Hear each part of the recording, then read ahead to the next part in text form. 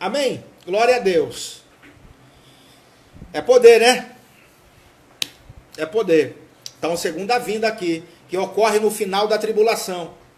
Então é para os judeus, não é para nós. A gente é arrebatado antes. Vamos continuar. Onde estiver o cadáver, aí se ajuntarão os abutres. Isso aqui é uma alusão. Sabe a qual texto? Ezequiel capítulo 39.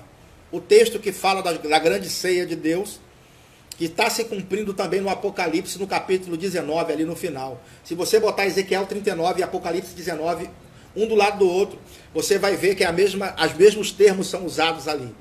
A grande ceia de Deus. Por que a grande ceia de Deus? Lá diz para comer carne de reis, carne de poderosos, carne de comandantes. Por quê? Porque quando Jesus voltar, o anticristo vai querer fazer guerra contra Jesus.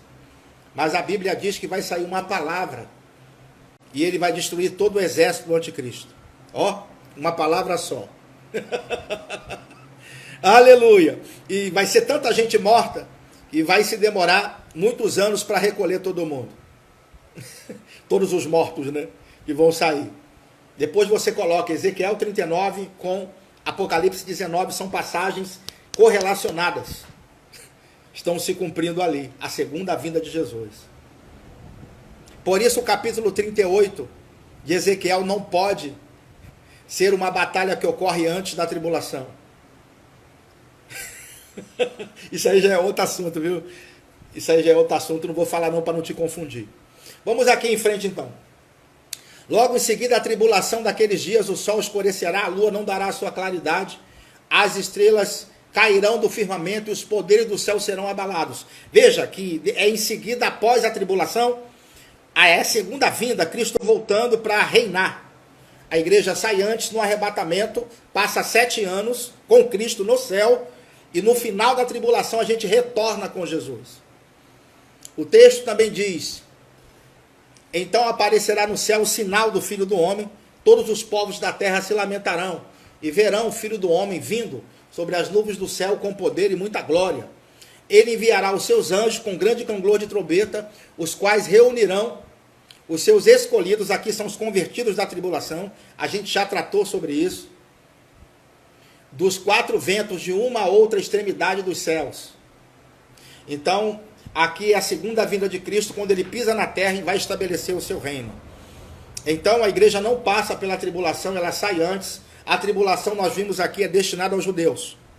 Tranquilo? Termos judaicos, o tempo todo. Compara as outras passagens, Daniel 2, Daniel 7, Daniel 9. Daniel 2, Apocalipse do 6 ao 18, compare as passagens. E você vai ver exatamente isso acontecendo. Amém, povo santo? Aí agora, eu vou trazer aqui para vocês um ouro. Versículos 32 e 35. Muita confusão é tirada em cima desses versículos aqui. Eu vou te ajudar, viu? Com eles.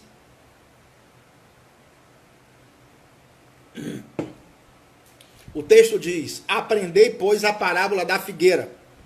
Quando já os seus ramos se renovam e as folhas brotam, sabeis que está próximo o verão. Assim também vós, quando virdes todas essas coisas, sabei que está próximo às portas. Em verdade vos digo que não passará essa geração sem que tudo isso aconteça. Passará o céu e a terra, porém, as minhas palavras não hão de passar. Amém? Então, aqui, eu quero te dizer quem é essa geração aqui que ele está falando. Não passará essa geração sem que todas essas coisas aconteçam. Que coisas que ele está falando e que geração é essa que ele está falando? Vamos agora dar para vocês a interpretação disso aqui. A figueira, ele diz: aprendei, pois, a parábola da figueira. Quando já os seus ramos se renovam e as folhas brotam, sabei que está próximo o verão. Jesus está usando aqui uma planta, que é a figueira, uma árvore, na verdade. E essa árvore, ela floresce no verão. Quando está chegando o verão, ela começa a colocar as flores e começa a colocar também as folhas, quando está chegando o verão. Então, o judeu sabe disso, que quando a figueira ela começa a colocar as folhas, e as flores, o verão está se aproximando. Então a figueira está avisando que o verão está o quê? Se aproximando. O judeu sabe disso. Então ele está se utilizando de uma árvore que todo judeu conhecia. E sabia o comportamento dessa árvore. Então a figueira, quando brota e quando coloca suas folhas, está mostrando que o verão está chegando. Aí ele vai dizer, assim quando vocês verem todas essas coisas, que coisas? Tudo que ele está citando daqui para cima. E o que ele citou dali para cima? Desde o versículo 4 de Mateus 24 até aqui.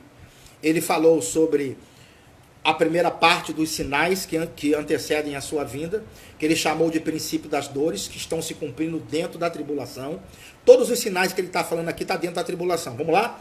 Ele falou sobre os falsos cristos dentro da tribulação. Ele falou sobre guerras, depois fome, depois pestes, terremotos. Depois ele falou sobre perseguição e morte. Isso se cumpriu tudo no capítulo 6 de Apocalipse. Estão dentro da tribulação, ok? Então quem está dentro da tribulação está vendo todos esses sinais que eu citei aqui, esses 6, em ordem acontecendo um após o outro. Eles vão vindo e vão ficando, vão se somando um ao outro, agravando o quadro. Entenderam bem? Então quem está vivendo aqui a tribulação está vendo esses sinais acontecendo. Depois ele vai agora aproximar, mostrando que vai acontecer algo agora em Jerusalém, especificamente. Ele fala sobre o monte do templo, ele fala sobre o anticristo se assentando lá. Então o templo precisa estar reconstruído, isso vai acontecer até a metade da tribulação.